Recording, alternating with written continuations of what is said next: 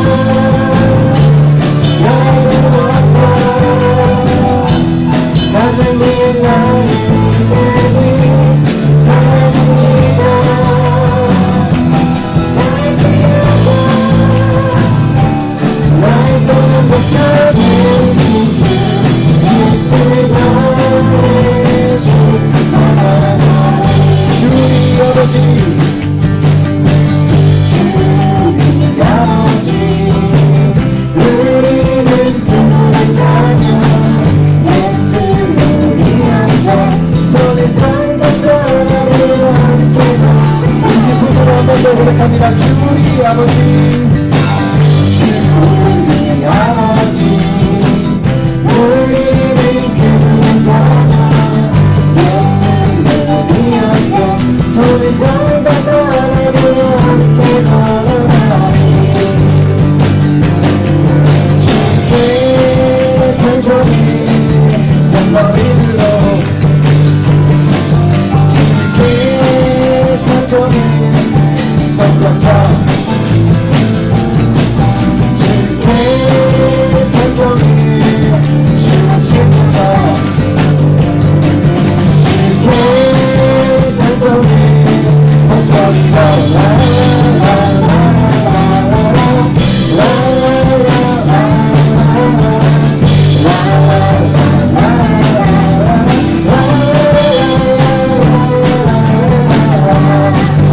고백합니다. 주의 아버지, 우리는 그분의 사랑 예수님이었네. 손을 손잡고 함께 걸어가리. 주께 찬송해 잔머리 위에. 아멘. 주께 찬송해 손을 치면서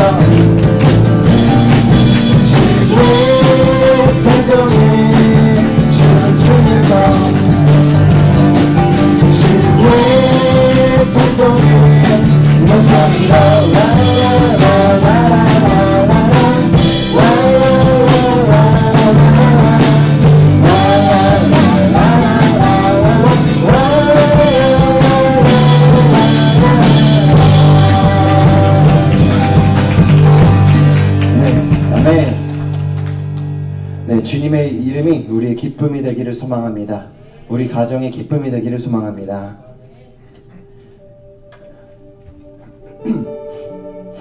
네, 저희 한 주 남은 이 가정의 달을 다시 한번 저희가 하나님 앞에 이렇게 기도하면서 찬양하면서 나갔으면 좋겠습니다. 하나님, 저희 가정이 하나님만을 섬기기를 원합니다. 저희가 주인 삼은 모든 것, 하나님보다 사랑하던 그 모든 것들 내려놓고 하나님만 바라보며 하나님만 사랑하기를 원합니다. 이 찬양 하나님 앞에 고백하실 때 그런 마음으로, 그런 기도의 마음으로 저희 찬양하였으면 좋겠습니다.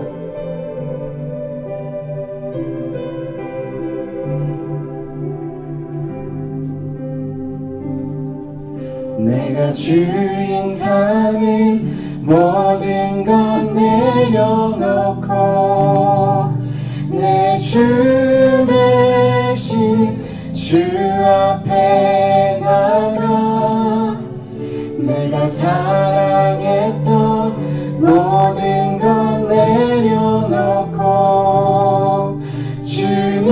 주님만 사랑해.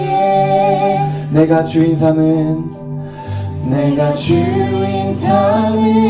모든 것 내려놓고 내 주 대신 주 앞에 나가 내가 사랑했던 모든 것 내려놓고 주님만 사랑해. 주 사랑 거친 풍랑에도 깊은 바다처럼 나를 잠잠케 주 사랑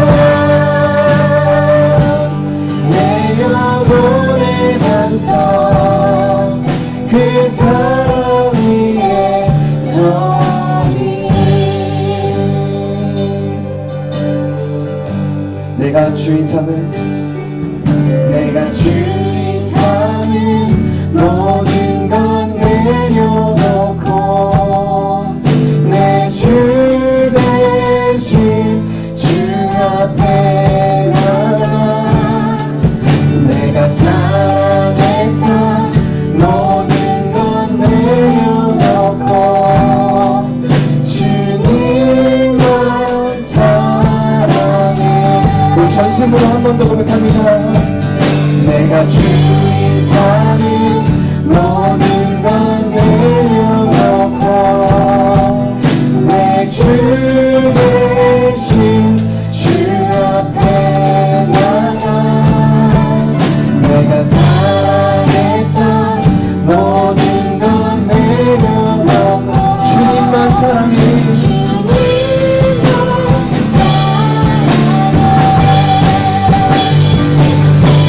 사랑해.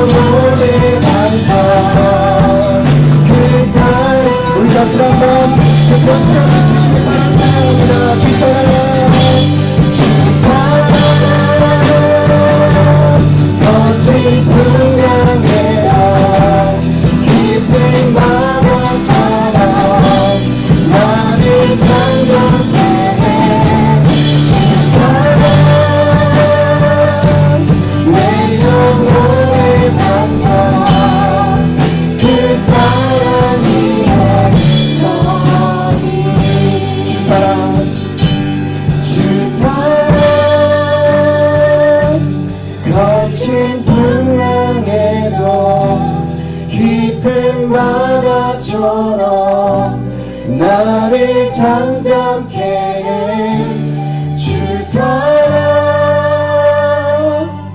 내 영혼의 반석 그 사랑 위에 서리.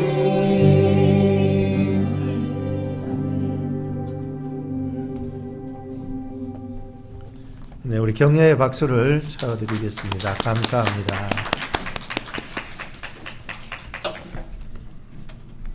아이들을 위해서 기도하는 시간을 갖도록 하겠습니다.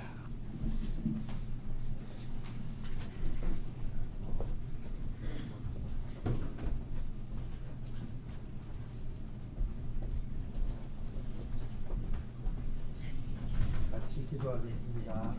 하나님 감사합니다. 우리 에바니 엠마 주일을 맞아 교회에 나와서 하나님을 예배합니다.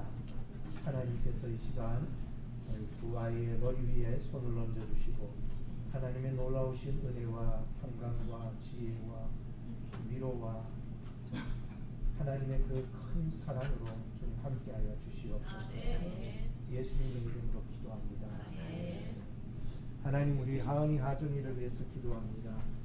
청소년기를 잘 극복하게 하시고 믿음 안에서 부모님의 신앙 안에서 하나님의 그 큰 사랑 안에서 잘 성장하게 하시고 해서 감사합니다.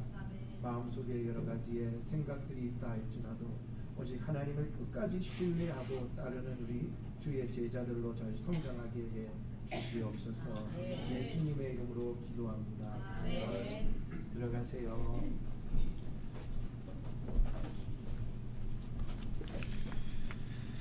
우리 그 자리에서 다 같이 일어서 주시기 바랍니다.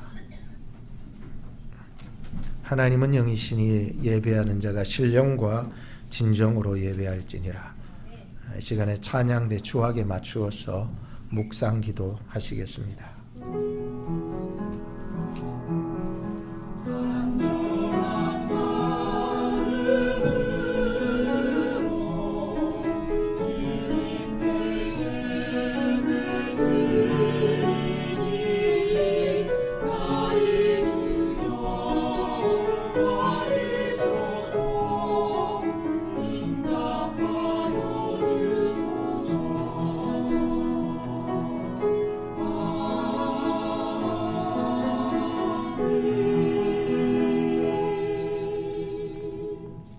그러므로 이제는 여호와를 경외하며 온전함과 진실함으로 그를 섬기라.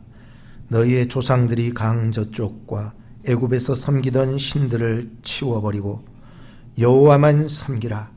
만일 여호와를 섬기는 것이 너희에게 좋지 않게 보이거든 너희 조상들이 강 저편에서 섬기던 신들이든지 또는 너희가 거주하는 땅에 있는 아모리 족속의 신들이든지 너희가 섬길 자를 오늘 택하라. 오직 나와 내 집은 여호와를 섬기겠노라. 아멘.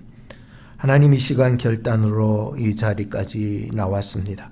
저희의 힘으로나 능력이 아니라 오직 하나님의 은혜 안에서 살다가 주일을 맞아 우리의 참 주인이요 아버지 되신 하나님 앞에 우리의 마음을 내려놓습니다.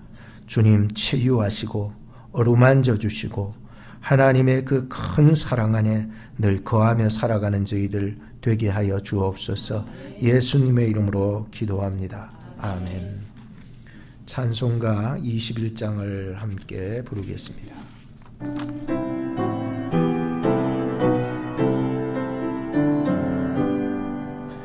다 찬양하여라. 전능왕 창조해 주께 내 오라 주 찬양 평강과 구원의 주님. 성도들아 주 앞에 이제 나와 즐겁게 찬양하여라. 다 찬양하여라. 놀라운 만유의 주께. 포근한 날개 민늘 품 품어주시는 주님, 성도들아 주님의 뜻 안에서 내 소원 다 이루리라. 다 찬양하여라. 온몸과 마음을 바쳐 이 세상 만물이 주 앞에 나라와 찬양. 성도들아 기쁘게 소리 높여 영원히 찬양하여라.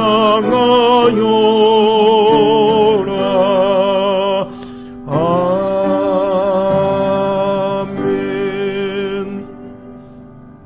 교동문 21번을 교독하시겠습니다. 오라 우리가 여호와께 노래하며 우리가 감사함으로 그 앞에 나아가며 여호와는 크신 하나님이시요 땅의 깊은 곳이 그 위에 있으며 바다가 그의 것이라 그가 만드셨고 오라 우리가 굽혀 경배하며 우리를 저는 우리 하나님이시요 우리는 그의 기르시는 백성이며 그 손의 양이라. 아멘. 사도신경으로 우리의 신앙을 고백하겠습니다. 전능하사 천지를 만드신 하나님 아버지를 내가 믿사오며 그 외아들 우리 주 예수 그리스도를 믿사오니 이는 성령으로 잉태하사 동정녀 마리아에게 나시고 본디오 빌라도에게 고난을 받으사 십자가에 못 박혀 죽으시고 장사한 지 사흘 만에 죽은 자 가운데서 다시 살아나시며 하늘에 오르사 전능하신 하나님 우편에 앉아 계시다가 저리로서 산자와 죽은 자를 심판하러 오시리라. 성령을 믿사오며 거룩한 공예와 성도가 서로 교통하는 것과 죄를 사하여 주시는 것과 몸이 다시 사는 것과 영원히 사는 것을 믿사옵나이다. 아멘. 다 같이 제자리에 앉아 주시기 바랍니다. 찬송가 233장 부르신 후에 김동인 집사님 대표 기도 드리겠습니다.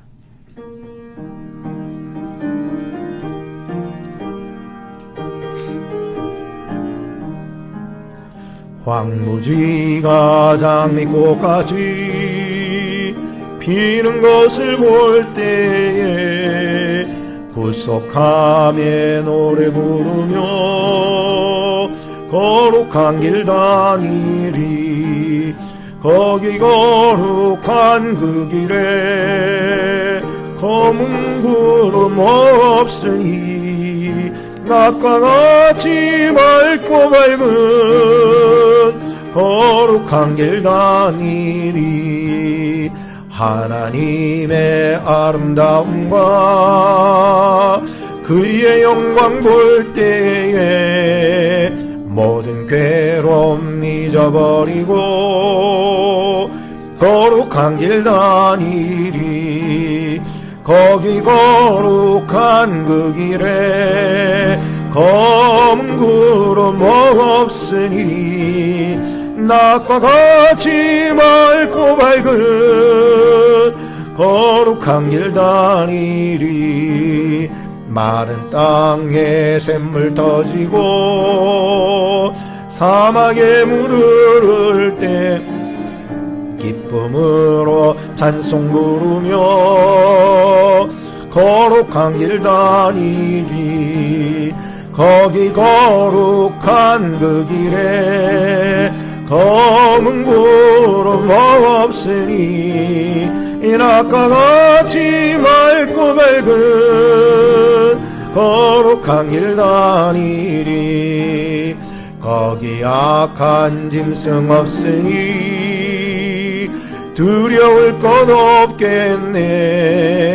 기쁨으로 노래 부르며 거룩한 길 다니리 거기 거룩한 그 길에 검은 구름 없으니 낮과 같이 밝고 밝은 거룩한 길 다니리 거기 죄인 전이 없으니 거룩한 자뿐이라 주가 주신 멸류관 쓰며 거룩한 길 다니리 거기 거룩한 그 길에 검은 구름 없으니 낮과 같이 맑고 밝은 거룩한 길 다니리.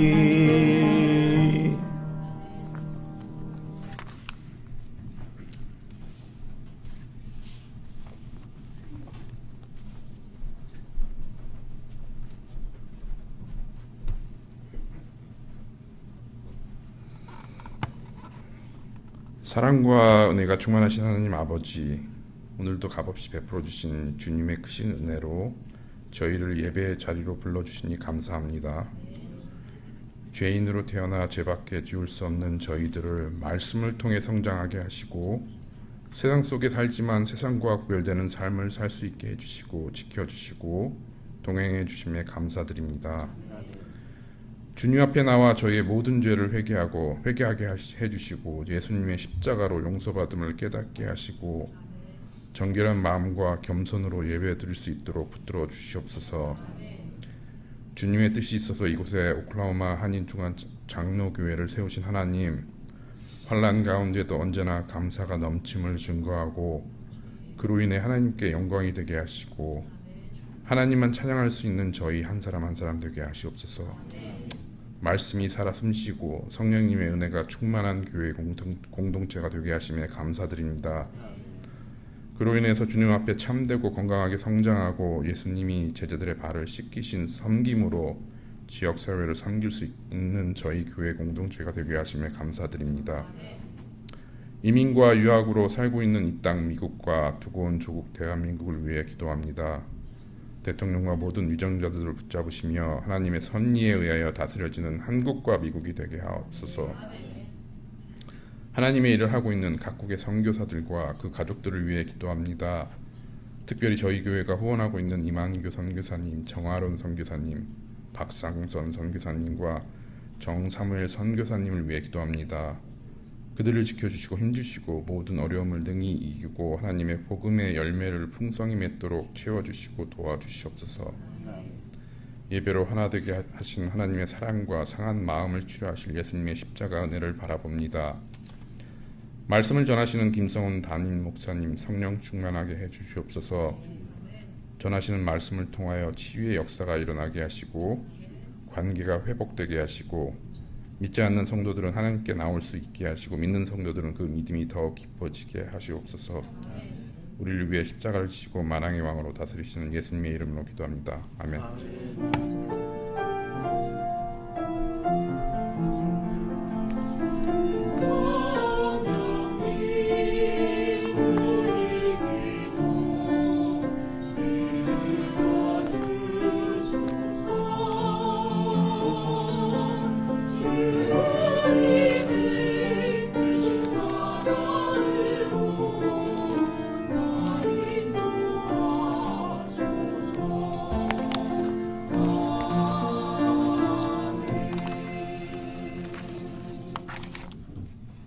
하나님의 말씀을 봉독해 드리겠습니다. 열왕기상 18장 30절부터 40절 말씀입니다.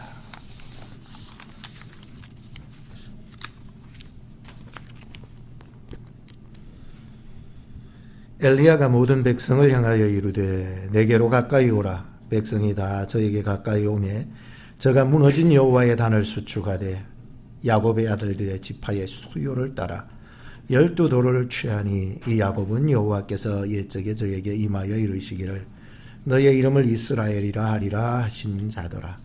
저가 여호와의 이름을 의지하여 그 돌로 단을 쌓고 단으로 돌아가며 곡식 종자 두의 새 알을 용납할 만한 도랑을 만들고 또 나무를 버리고 송아지의 각을 떠서 나무 위에 놓고 이르되 통 넷에 물을 채워다가 번제물과 나무 위에 부으라 하고 또 이르되 다시 그리하라 하여 다시 그리하니 또 이르되 3번 그리하라 하여 3번 그리하니 물이 단으로 두루 흐르고 도랑에도 물이 가득하게 되었더라. 저녁 소제 드릴 때에 이르러 선지자 엘리야가 나아가서 말하되 아브라함과 이삭과 이스라엘의 하나님 여호와여 주께서 이스라엘 중에서 하나님이 되심과 내가 주의 종이 됨과 내가 주의 말씀대로 이 모든 일을 행하는 것을 오늘날 알게 하옵소서. 여호와여 내게 응답하옵소서. 내게 응답하옵소서. 이 백성으로 주 여호와는 하나님이신 것과 주는 저희의 마음으로 돌이키게 하시는 것을 알게 하옵소서 하며 이에 여호와의 불이 내려서 번제물과 나무와 돌과 흙을 태우고 또 도랑에 물을 핥은지라. 모든 백성이 보고 엎드려 말하되 여호와 그는 하나님이시로다. 여호와 그는 하나님이시로다 하니 엘리야가 저희에게 이르되 바알의 선지자들을 잡되 하나도 도망하지 못하게 하라 하며 곧 잡은지라. 엘리야가 저희를 기손 시내로 내려다가 거기서 죽이니라. 아멘. 교회 소식 전합니다.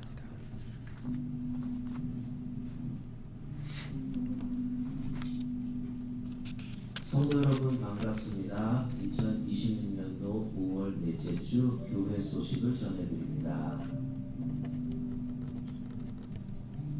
2026년도 중앙장로교회의 표어는 소명을 따라 세워지는 교회입니다. 이번 달 5월 주제는 가정의 소명, 믿음의 유산입니다.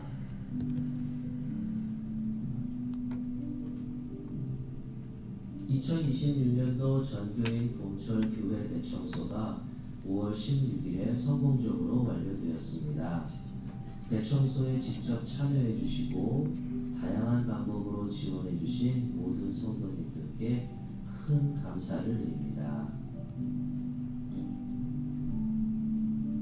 이와 함께 5월 17일 봄철 야외 예배 동안 성도님들의 많은 참여로 은혜롭게 예배를 잘 드렸습니다.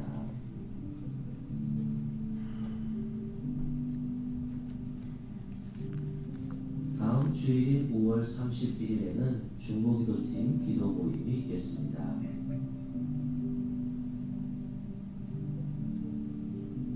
이번 달 생일을 맞이하신 분들께 큰 축하를 드립니다.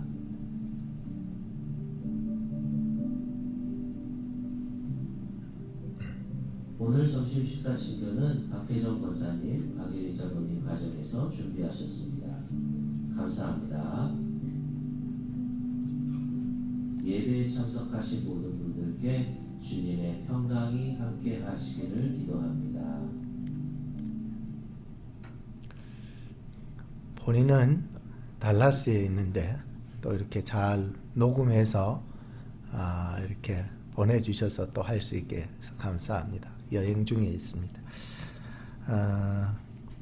오늘 우리 김성근 집사님 오라버님 이렇게 오셨는데 잠깐 일어서셨다가 앉아주시면 되겠습니다. 네, 감사합니다. 이번 주 화요일 날 다시 돌아가시게 됩니다. 그래서 위에서 기도해 주시고 우리 전영필 형제님 전은혜 자매 잘 다녀오셨습니까? 네, 감사합니다. 우리 차저롬 우리 형제님 잘 다녀오셨습니까? 네, 감사합니다.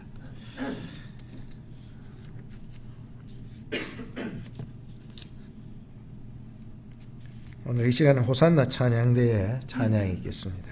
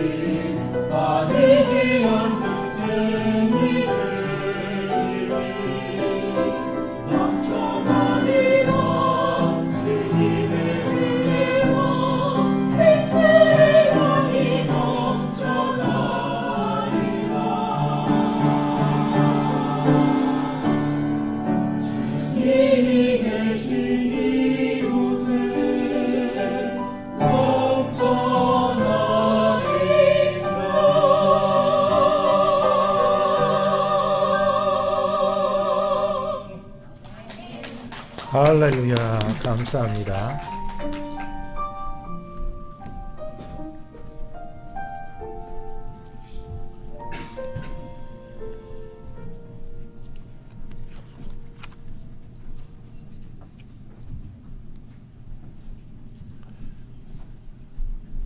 김명한 장로님, 또 김정원 권사님 잘 다녀오셨죠?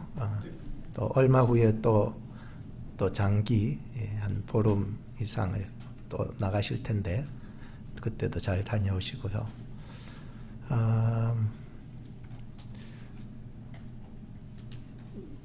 예전에 그 세이비어 교회라고 하는 책을 세이버죠. 좀 고급스럽게 부르려고 하다 보니 세이비어지만 세이비어 교회라고 하는 책을 읽었는데 기억이 또 잘 안 나요. 이게 뭘 책을 읽고 나면은 잘 정리가 되어야 되는데 다 읽고 나면은 이 기억력의 메모리에 그 한계가 있고 또 오래 가질 않아. 다시 지난주에 한 번 더 끄집어내어서 한 번 또 보고 했었는데 그 책에는 이렇습니다. 내용이 제2차 세계대전 때 한 젊은 군목이 있었는데 전쟁터에서 언제 죽을지도 모르는 그 병사들이 그 죽음의 두려움 속에서 한 가닥의 어떤 줄이라도 잡고 싶어서 또 교회에 나와서 세례를 받고 눈물로 기도하며 하나님을 찾습니다.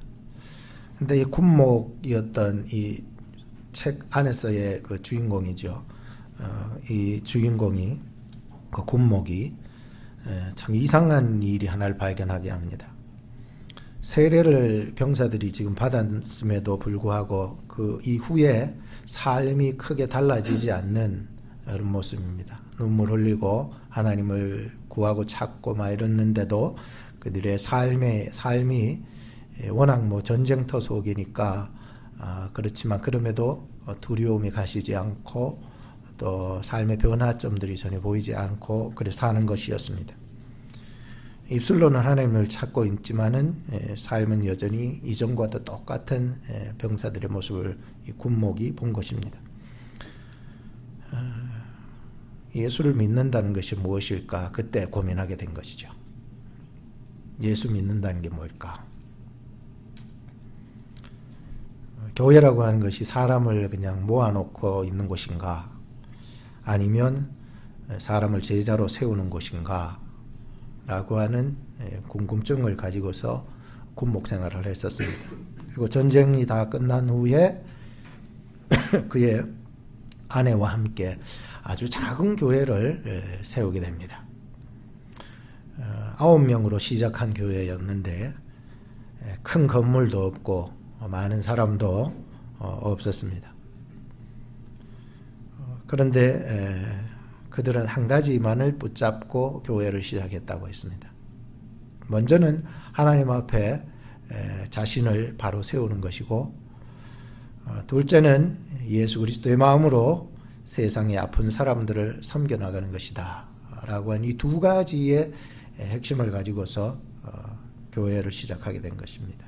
그 교회가 바로 고든 코스비 목사님이 세운 세이비어 교회입니다. 이 교회는 크지 않습니다. 커지려고 하면은 다시 분가시켜버리고, 커지려고 하면은 분가시키고. 근데 그 영향력은 굉장히 특별합니다. 작지 않다는 거죠. 그들은 워싱턴 DC에 가난한 사람들, 노숙자들, 중독자들, 집을 잃은 사람들 곁으로 들어가서 또 활동을 합니다. 교회는 작은 교회였었어도 예수님의 사랑을 삶으로 실천해내는 그러한 진짜 살아있는 교회였다라고 평가할 수 있습니다. 하나님께서는 이 큰 숫자보다는 먼저 바로 서 있는 한 사람에 집중하는 것 같습니다. 화려한 건물보다는 먼저 하나님 앞에 다시 세워지는 그러한 제단을 하나님은 찾고 있는 것 같습니다.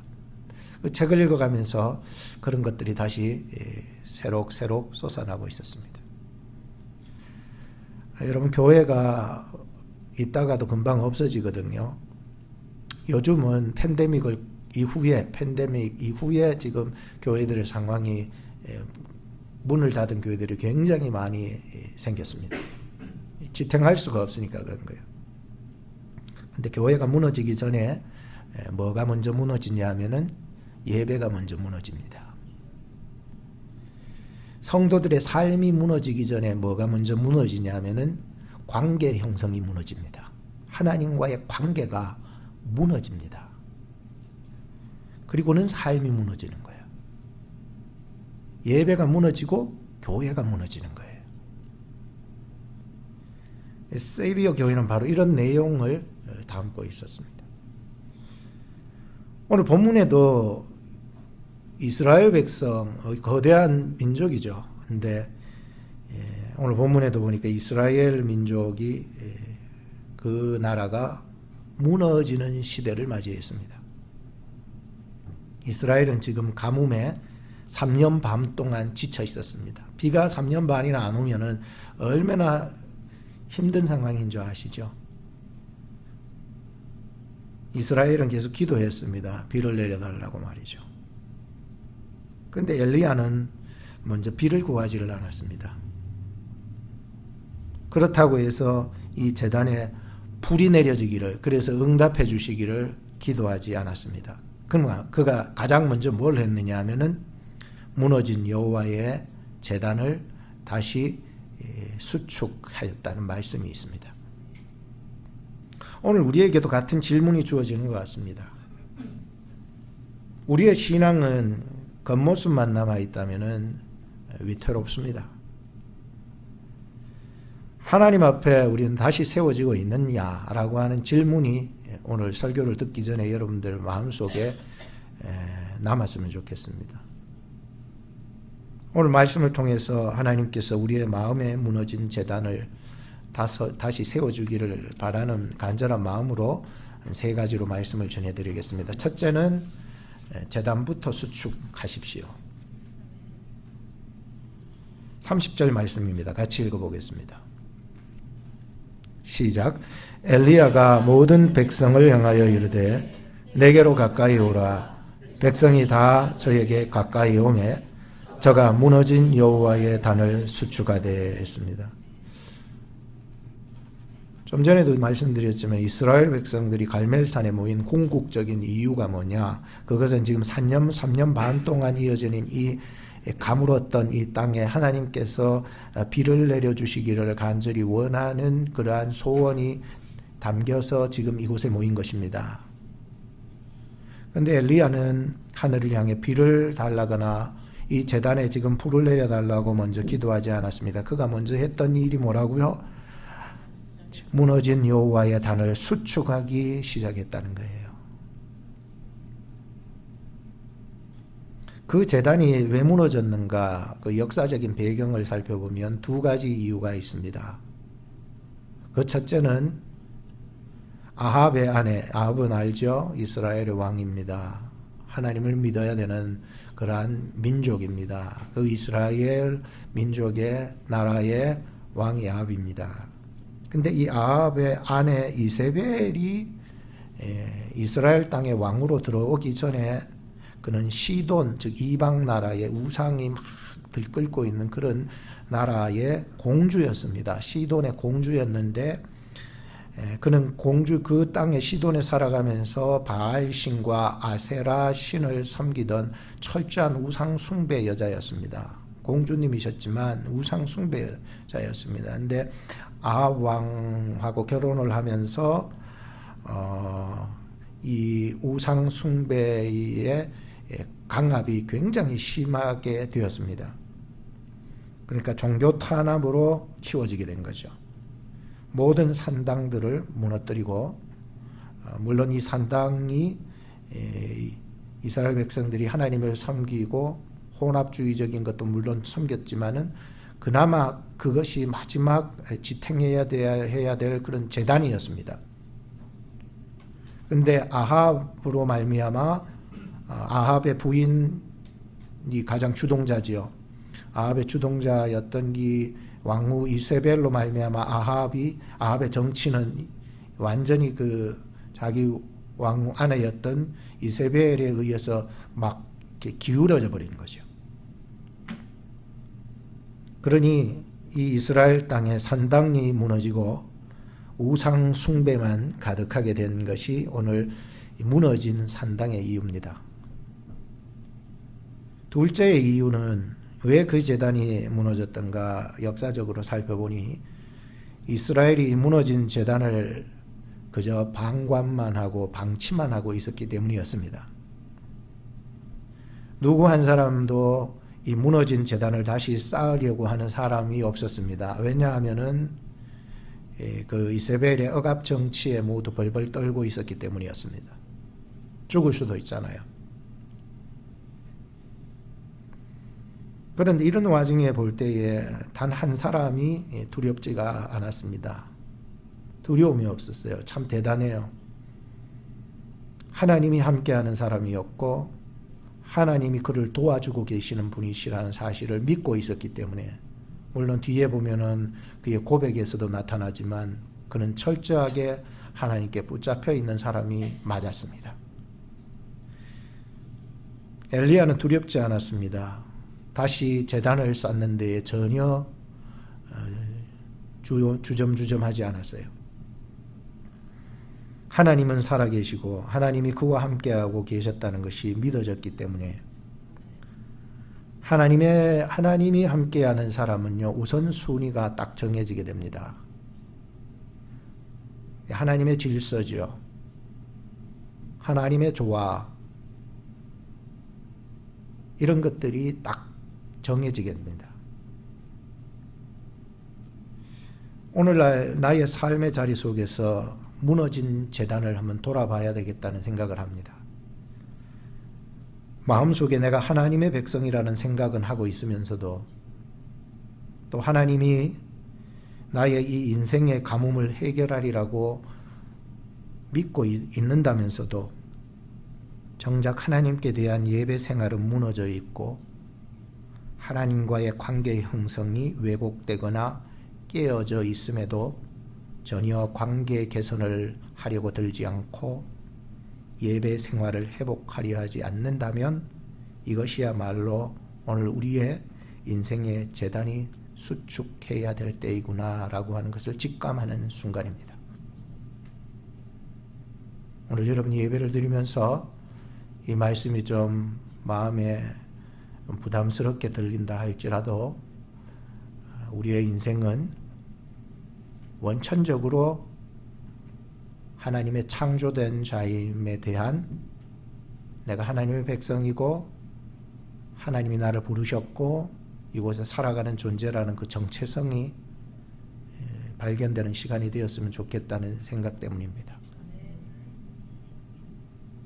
그러면 누가 왜 사노?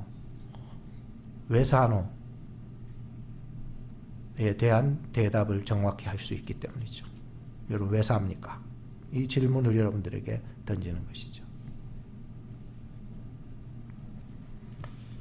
두 번째는 이제 일상에 흩어져 있는 이 돌들을 모아옵니다. 자, 31절과 32절 한번 보시기 바랍니다. 같이 읽어봅시다. 시작. 야곱의 아들들의 지파의 수요를 따라 12돌을 취하니, 이 야곱은 여호와께서 옛적에 저에게 임하여 이르시기를 내 이름을 이스라엘이라 하리라 하신 자더라. 저가 여호와의 이름을 의지하여 그 돌로 단을 쌓고 단으로 가며 곡식 종자 두세 알을 용납할 만한 도랑을 만들고 라고 했습니다. 엘리야가 제단을 쌓을 때를 생각해 보시기 바랍니다. 그가 제단을 쌓기 위해 사용한 것은 화려한 대리석이나 튼튼한 콘크리트를 발라가지고 한 것이 아닙니다. 그저 그냥 갈멜산 그 주변에 사방으로 흩어져 굴러다니던 그 평범한 돌들을 사용했다는 것, 그리고 이스라엘의 그 영적 정체성을 일깨워주기 위해서 이스라엘 지파 12지파에 대한 상징적인 의미로 12개의 돌을 가지고서 그 제단을 수축해 나가고 있었다는 거죠. 지난 주일 이 말씀을 읊조리면서 이렇게 읊조렸습니다. 너의 이름을 이스라엘이라 하리라. 너의 이름을 이스라엘이라 하리라. 너의 이름을 이스라엘이라 하리라. 인데요, 이것을 계속 읊조리다 보니까는, 읊조리는 건 묵상이라는 뜻이거든요. 자꾸 읊조리다 보면은요, 이 중요한 말씀이 내 속에서 나의 정체성을 찾아가고 더 확실하게 내가 누구인지에 대한 이 확실한 그 신앙이 굳게 들어오는 것을 경험할 수 있었습니다. 왜냐하면은 어제 그 아침 새벽에 새벽 기도하면서 전했던 그 말씀과도 굉장히 일치가 있었기 때문이었습니다. 고린도전서 7장 17절, 20절, 24절의 그 말씀, 하나님께서는 각자에게 부르신 그 부르심에 대한 소명이 있었다는 거죠. 각자를. 그 말씀을 보면서 23절에 나타나는 말씀이 핵심적인 말씀이었는데, 왜 나를 부르셨고 어떻게 부름 받았는지에 대한 정확한 답이 거기 있었는데, 그것은 바로 예수 그리스도의 핏값으로 산 너희여라고 하는데, 여기서 예수 그리스도의 핏값으로 산 사람은 사람의 종이 되지 말고 하나님의 종이 되어 자유함을 얻어야 된다라고 하는 내용입니다. 그 속에서 이제 나의 정체성을 세 가지로 일단 발견을 하게 되어서, 또 주일날 이 말씀을 또 고민을 하고 하면서 어떻게 이렇게 잘 맞아떨어지는지에 대한 부분이었습니다. 그래서 세 가지로 나의 정체성을 정리를 하게 되었습니다. 첫째는 바로 예수 안에서 나는 하나님의 형상으로 창조되었다라고 하는 것이었고요. 두 번째는 예수 안에서 나는 세상으로 부름받았다. 그리고 각자의 자리로 말이죠. 세 번째는 예수 안에서 나의 목적은 오직 하나님께 영광이다. 이 세 가지가 고린전서 7장 17절, 20절, 또 24절에 나오는 말씀의 그 정체성의 발견이었습니다. 나를 왜 불렀는지에 대한. 하나님은 엘리야를 통해서 이스라엘 백성들의 정체성을 깨우쳐주고 있었습니다. 너희들은 하나님의 백성이다. 라고 대한 이 이야기를 지금 이 갈멜산 사건을 통해서 깨우쳐주고 있죠. 그것은 그들의 공적 예배 생활이 무너진 것을 다시 수축해야 되는 이유가 되었고, 그리고 일상적인 예배 생활들이 무너졌기에 그는 먼저 일상적인 예배 생활의 무너진 부분부터 터치해 나갑니다. 그래서 일상에 널려져 있는 돌들을 취해서 제단으로 나오게 하는 거예요. 이해가 되셨죠? 저는 영적인 교훈을 좀 배우게 되었습니다. 일상의 돌을 취하여서 제단으로 들고 온 것, 여기엔 깊은 영적 교훈이 나에게 주어지고 우리 교회에도 주어지고 가정에도 이와 같이 주어지기 때문입니다. 우리의 일상 속에 무너진 감사를 회복시켜 주시기 시작했습니다. 제단으로 나올 때, 즉 교회에 나올 때, 주일날 주일 성수하러 나올 때에 여러분들의 일상 속에서 가졌던 그 감사를 들고 나오는 것은 오히려 우리가 물질을 드리는 것보다 더 위대한 일이라고 생각하기 때문이죠. 희망을 가지고서 주의 제단으로 나오는 것입니다.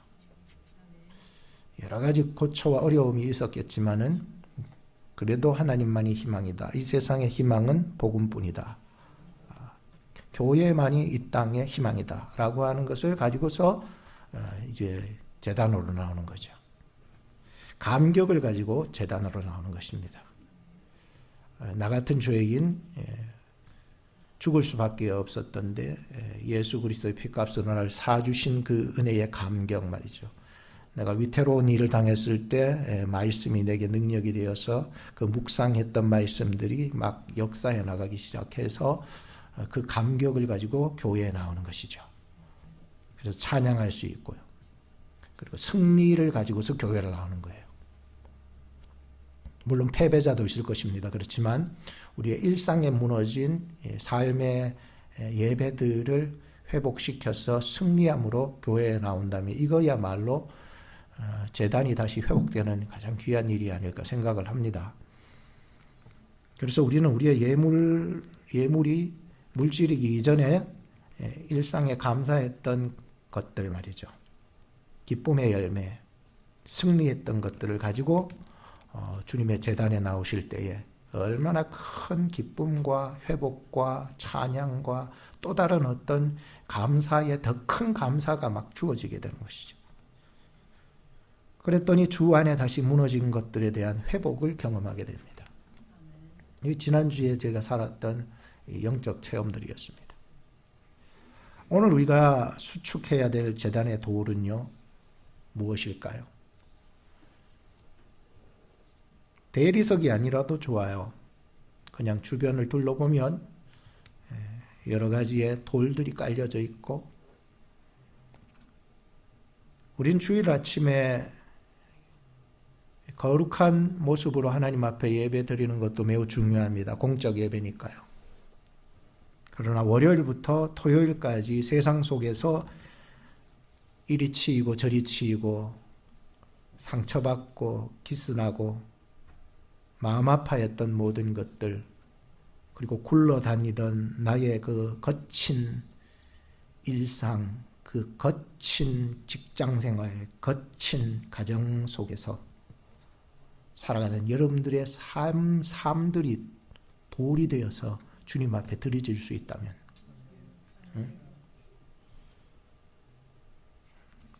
주님의 이름으로, 주님의 말씀으로 살아가시기 바라요. 왜? 주님의 이름에 능력이 없다고 생각하십니까? 사도 바울은 주님의 이름과 오직 그분의 말씀만 의지하고 살았던 사람이었습니다. 그리고 오늘 등장한 이 엘리야도움에 마찬가지겠죠. 오늘 우리의 삶의 모든 영역들을 하나씩 하나님이 기뻐하시는 산 제물로 드릴 수 있었으면 좋겠다 생각합니다. 이 영역은 하나님이 터치하지 마세요가 아니라 나의 살아가는 이 영역마저도 하나님께 내어드립니다. 하나님이 주관해 주십시오 라고 할 때에 주일날 딱 교회만 나와야 교회가 아니라 여러분들이 벽을 세우고 가려놨던 그곳이 여러분들의 삶의 예배의 영역이 될 것이고, 그것이 여러분들이 하나님 앞에 드려질 수 있는 돌들이 될 수 있다라고 하는 거예요. 하나님이 여러분들을 도와주실 줄로 믿습니다. 일상을 회복시켜야 합니다. 일상 속에서는 하나님이 전혀 느껴지지 않는다면 무감각해진 거죠. 마지막 세 번째는 이제 물이 적셔져 있는 그 제단 위에 하나님의 불이 임하게 됩니다. 33절로부터 40절 말씀을 보시기 바랍니다. 같이 읽어보겠습니다. 30절에서 40절을 함께 읽어보겠습니다. 좀 긴데 되겠습니까? 자, 시작. 또 나무를 벌리고 송아지에 각을 떠서 나무 위에 놓고 이르되 통 넷에 물을 채우다가 번제물과 나무 위에 부으라 하고, 또 이르되 다시 그리하라 하여 다시 그리하니, 또 이르되 세 번 그리하라 하여 세 번 그리하니, 물이 단으로 두루 흐르고 도랑에도 물이 가득하게 되었더라. 저녁 소제 드릴 때에 이르러 선지자 엘리야가 나아가서 말하되, 아브라함과 이삭과 이스라엘의 하나님 여호와여, 주께서 이스라엘 중에서 하나님이 되심과 내가 주의 종이 됨과 내가 주의 말씀대로 이 모든 일을 행하는 것을 오늘날 알게 하옵소서. 여호와여, 내게 응답하옵소서. 내게 응답하옵소서. 이 백성으로 주 여호와는 하나님이신 것과 주는 저희의 마음으로 돌이키게 하신 것을 알게 하옵소서 하며, 이에 여호와의 불이 내려서 번제물과 나무와 돌과 흙을 태우고 또 도랑에 물을 핥는지라. 모든 백성이 보고 엎드려 말하되, 여호와 그는 하나님이시로다. 여호와 그는 하나님이시로다 하니, 엘리야가 저희에게 이르되 바알의 선지자를 잡되 하나도 도망하지 못하게 하라 하며 곧 잡은지라. 엘리야가 저희를 기손 시내로 내려다가 거기서 죽이니라. 아멘. 엘리야는 제단과 그 번제물 위에 4통의 물을 3번을 쏟아붓게 됩니다. 총 12번을 거기에다가 물을 쏟아붓습니다. 12통이 그 제단 위에 또 제물 위에 부어질 때에 그 모습을 한번 또 생각해 보시기 바랍니다. 얼마나 적셔졌겠습니까? 근데 그때가 가뭄의 때예요. 물 한 통이 중요한 시점에 그 12통 되는 물을 갖다가 부었으니까, 물론 물이 아까운 일이죠. 그거를 물이 굉장히 아까운 일이지만, 그럼에도 이 아까운 물을 이 제단에 드려지는 것은 이 제단에서 일어나는 그 사건이 어떤 인간적인 방법이나 또는 뭐 요행으로 이렇게 되지 않았고, 오직 하나님의 능력으로만 역사해 나가시고자 그곳에 12통의 물을 갖다 부었습니다. 그 지금 갈멜산의 제단은 완전히 불가능의 요소로 가득 찼습니다. 왜냐하면은 바알 선지자들 450인과 아세라 선지자 400명이 지켜보고 있고, 수많은 이스라엘 백성들이 이 광경을 지켜보고 있습니다. 과연 누구의 제단에 불이 떨어질 것인가? 그가 진정 하나님이시고 그분이라면 우리는 그분만을 믿어야 된다. 내 얘기를 했기 때문에 반드시 이 엘리사가 다시 수축한 제단에 불이 붙어야만 됩니다. 근데 불이 붙으려면 물이 없어야 붙는데 거기다가 12통이나 갖다 물을 부어놨으니까 이거는 그 제단과 제물의 상황을 한번 생각을 해보세요. 물에 완전히 축축하게 젖어들어서 절망의 상태라는 거예요. 불가능의 상태예요. 와, 일부러 이렇게 만들었는지. 일반 사람 같으면은 어쨌든지 더 건조하게 만들어야 되는데, 아무래도 엘리사가 이런 행위를 한 것에 대해서는 하나님께 대한 어떤 철저한 신앙이 기반이 되었을 것이지만, 그 이전에 하나님이 이곳에서 역사를 일으키기 위해서 아마 하나님이 그 속에 성령으로 말미암아 이런 말과 행동을 하게 했으리라 믿기 때문이죠.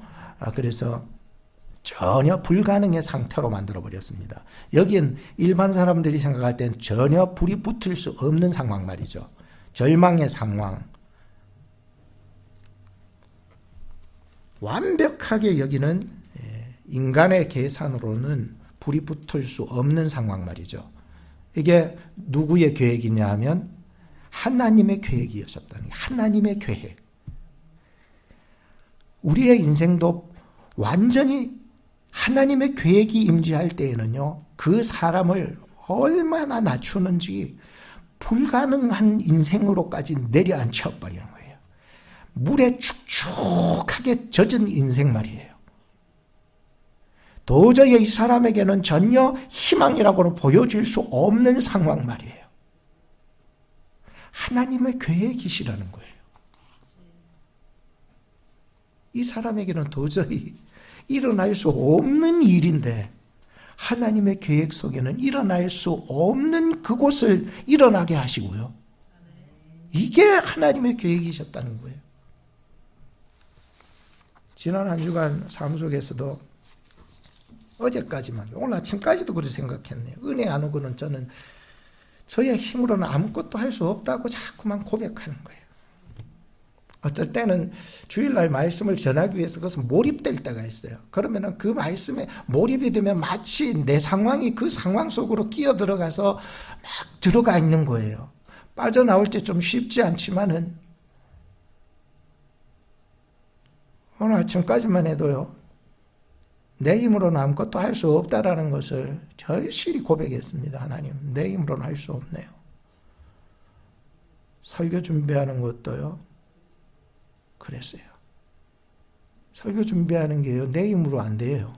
여러분들 혹시 설교를 준비해 보신 분 계신가 모르겠는데, 누군가의 인도자가 되고 하나님의 말씀을 이끌어 나가는 자가 된다는, 여러분들 리더의 자리에 계시면은 좀 알 수 있을 것 같네요. 저도 마찬가지예요. 설교를 준비하는 것이 제 힘으로 아무것도 할 수 없다는 것에서부터 출발하더라고요. 내려놔야 되는 거예요. 누군가를 만나는 것도 그렇더라고요.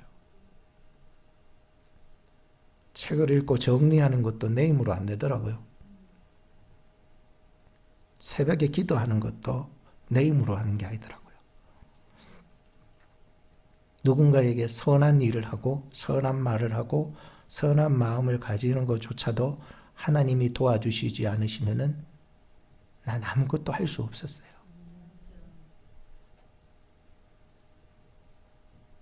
지금도 제가 여기 서서 말씀드리는 것이 저의 힘으로는 아무것도 할 수 없는 거예요. 나이가 이렇게 중년이 되어도 두려움을 떨치기까지는 하나님을 철저하게 붙잡고 그의 말씀에 몰입되어야 되기 때문에 하나님이 인간의 수단이 다 끊어지고 난 아무것도 할 수 없다고 고백할 때 그 절망의 자리, 물이 흥건히 적셔져서 전혀 불가능의 상태로만 되어 있을 그때, 이거는 결코 너의 지혜나 힘이나 노력이 전혀 없다고 인정할 그때 하나님이 하시는 거예요. 이게 참 하나님을 믿는 신비예요. 나는 보잘것없어. 나는 볼품 없다고. 하나님이 가장 약한 자를, 가장 철저하게 낮아진 자, 비운 자들을 사용하시는 방법이셨던 것 같아요. 저는 말씀을 이제 마무리하면서 우리 교회를 생각합니다. 우리 교회가 작아도 주 안에서 강건하기를 바란다라고 하는 이게 참 떠나지 않아요.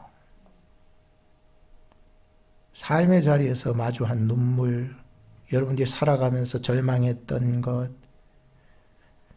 내가 의도적으로는 아니지만은 내 삶의 그 고됨과 이런 것들이 여러분들을 흠뻑 적시는 거예요. 도저히 일어나려고 하는데도 일어날 수 없도록 말이죠. 그럼에도 하나님은 낙심하지 말라는 이 속에서의 희망을 자꾸만 심어주셔요. 이거는 또 다른 세계예요. 이 불가능의 자리가 바로 하나님께서 살아 계심을 보게 되는 그 불의 임재, 불이 임재하는 거예요. 그 순간에까지 이 물에 적셔진 처절한 절망의 자리에 놓여 있는 것이. 말씀을 이래 보면서 참 오늘 새벽녘에 또 아침에 또 지금도 하나님을 끝까지 신뢰하는 것이 오늘 우리의 본분이라는 것을 알았어요. 하나님은 살아계십니다. 하나님께 기도하십시오. 이 땅에서 가장 좋은 특권을 주셨는데, 특권, 세상에 특별한 권리들을 주장하는 사람들이 굉장히 많은데요, 우리 성도들 진실한 사람들은요, 특권이 기도여야 합니다. 기도 외에 무슨 여러분 특권을 주장하겠습니까? 또 기도도 특권을 잘 써야 됩니다. 겸손한 마음으로 말이죠. 하나님께 기도하십시오. 하나님은 응답하십니다. 오늘 저나 여러분들의 삶에 여러 가지 모양으로 살다가 지친 자리마다 오늘 이 말씀이 여러분들에게 힘이 되어 여러분들의 삶의 자리에 하나님의 불이 임하는 시간들이 되기를 축복합니다. 그래서 다음 주가 이제 가정의 달 5월 달의 마지막 주일인데, 저도 마지막 주일에 저는 증거할 말씀에서 또 고민을 하는 거예요. 여러분들이 다음 주에 볼 때 세상에 굴러다니던 모든 삶의 일상들의 돌들의 그것들이 그런 부분들마다 여러분들이 감사로 나올 수 있는 주일이 되었으면 좋겠다. 승리하고 이 자리로 왔으면 좋겠다. 그래서 다른 모든 지체들에게 좋은 영향력을 미칠 수 있는 다음 주일을 또 맞이했으면 좋겠다. 그러하기 위해서는 주일날의 그 공적 예배 생활도 매우 중요하지만 매일매일 월화수목금토의 일상의 예배들에서 여러분들이 승리자가 되기를 바랍니다. 그래서 다음 주일날 뵀으면 좋겠습니다. 기도하겠습니다. 하나님 감사합니다. 우리에게 주신 오늘의 말씀을 통하여서 우리의 무너진 재단을 다시 회복할 수 있도록 인도해 주시니 감사합니다. 우리의 무너진 삶의 예배가 말씀 안에서 다시 회복되어 일상 속에서 하나님의 도우심으로 구원받게 되었고 인도받게 되었고 회복시키사 주의 재단에 쓰임받게 됨을 또한 감사드립니다. 하나님의 도우심 없이는 아무것도 할 수 없는 물에 적셔진 힘 빠진 인생이었을지라도 하나님이 우리의 하나님이 되심과 우리가 하나님의 종이 되고 우리가 주의 말씀으로 모든 일을 행한다라고 하는 것을 고백할 수 있게 하심을 감사합니다. 우리의 심령에 불이 임하게 해 주시옵소서. 가정에 불이 임하게 해 주시옵소서. 삶의 자리에 불 붙게 해 주시옵소서. 우리를 사랑하사 자신을 들여 구원하시고 부활하사 영생 주신 우리 구주 예수님 이름 받들어 기도드리옵나이다. 아멘. 찬송가 249장 부르시면서 준비하신 헌금을 하나님 앞에 드리겠습니다.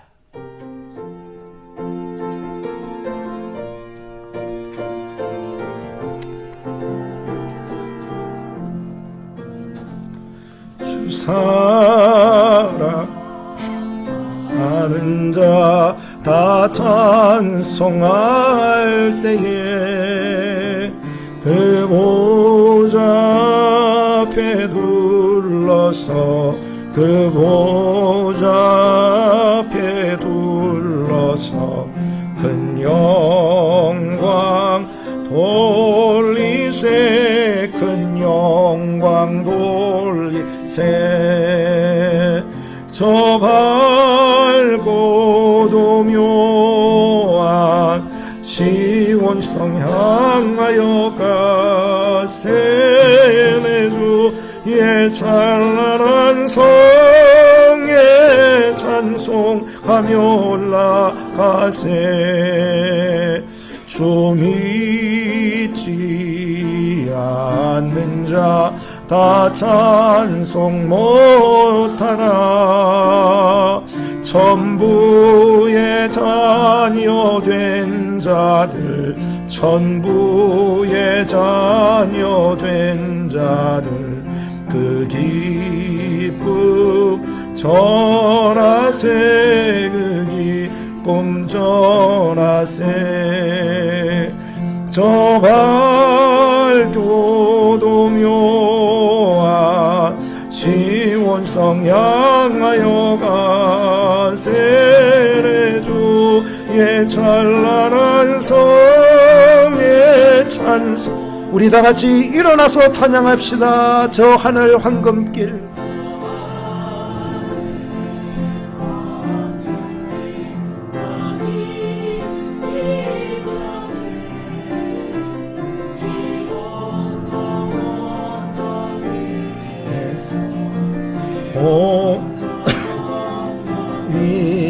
위에서 수많은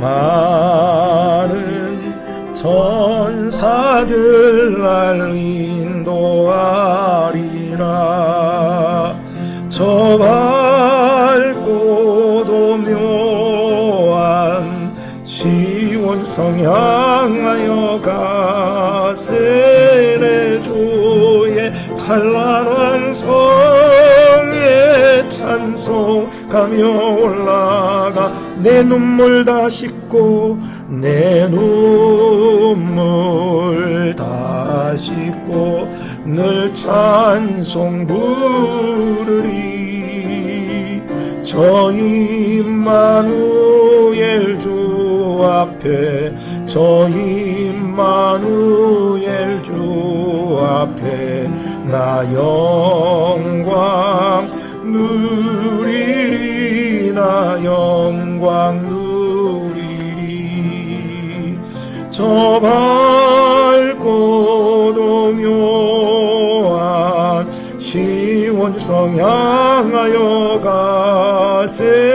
내 주의 찬란한 성에 찬송하며 올라가세. 봉헌 기도하시겠습니다. 사랑의 하나님, 우리 가정을 거룩한 믿음의 제단으로 부르시니 감사합니다. 세상의 우상을 버리고 주님만 의지하며 정결한 예물을 드립니다. 이 예물이 쓰이는 곳마다 무너진 예배가 회복되게 하시고 다음 세대가 살아나게 해 주시옵소서. 내 힘을 내려놓고 삶의 재단을 다시 쌓기로 결단하는 성도들의 가정과 생업 위에 풍성한 은혜를 부어 주옵소서. 예수님 이름으로 기도합니다. 아멘. 축도하겠습니다. 이제는 무너진 재단을 회복하신 주 예수 그리스도의 은혜, 가정을 믿음의 성소로 부르시는 하나님의 크신 사랑, 온전히 십자가만 의지하게 하시는 성령님의 함께하심이 삶의 재단을 다시 쌓고 다음 세대에게 믿음의 유산을 물려주기로 결단하는 우리 모든 성도님들의 가정 위에 지금으로부터 영원까지 항상 함께 계실지어다. 아멘.